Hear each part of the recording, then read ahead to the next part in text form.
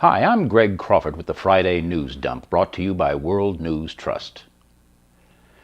It is unfortunate that all too often a very vocal and obnoxious minority can become the public face of an otherwise honorable profession that is essential to the survival of a functioning democracy. No, I'm not talking about Republicans in Congress. I am talking about journalism.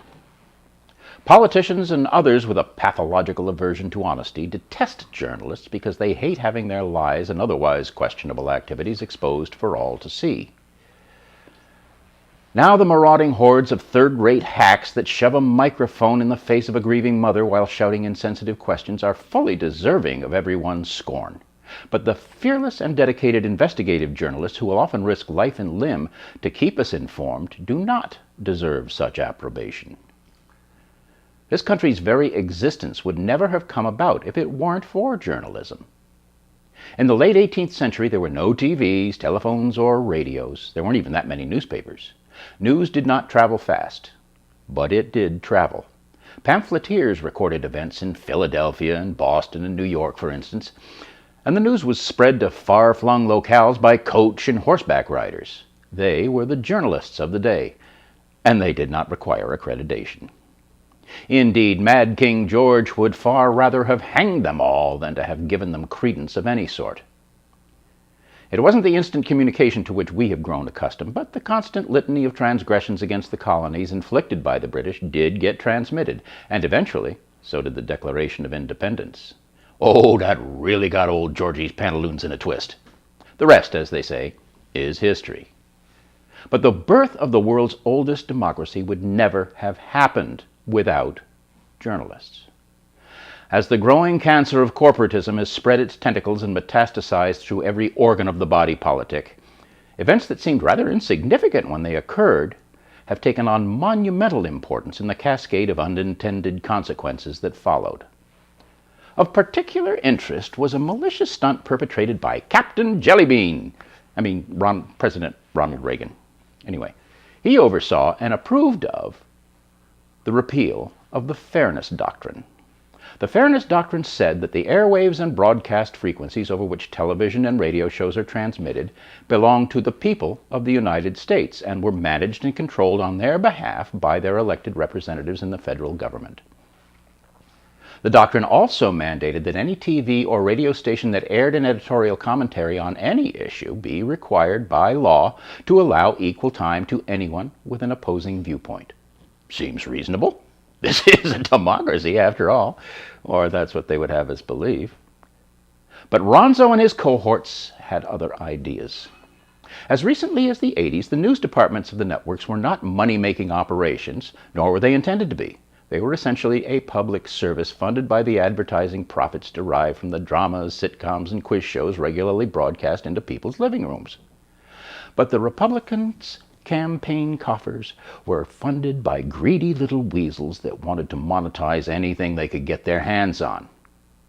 Keep in mind that these were the same kind of people, and in some instances the very same people, who sympathized and did business with Hitler's Nazi Germany during World War II, only 30-odd years before. It's not treason if you have enough money to buy your way out of it. Just ask W.'s grandfather. But that's a story for another time. So, long story short, the demise of the Fairness Doctrine cleared the way for the corporate managements of networks and newspapers to impose unprecedented control over the content of nightly news at 6.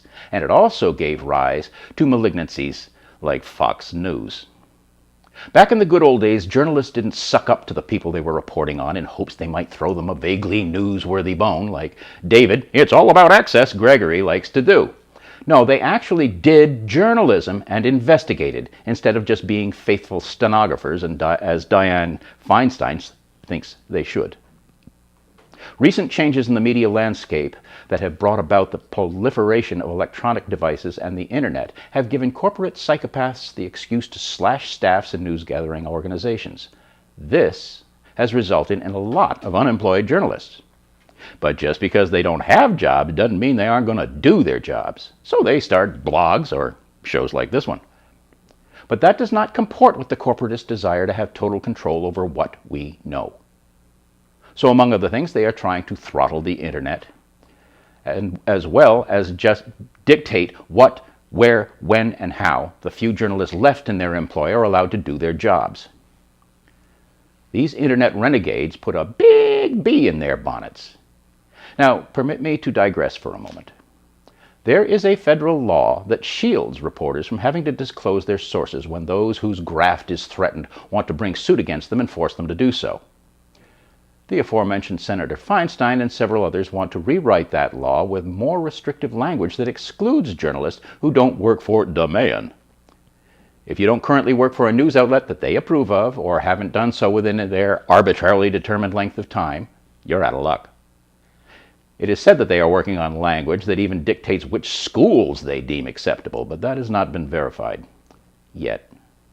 If you are a lowly citizen journalist without accreditation, it's open season on your ass, Jack.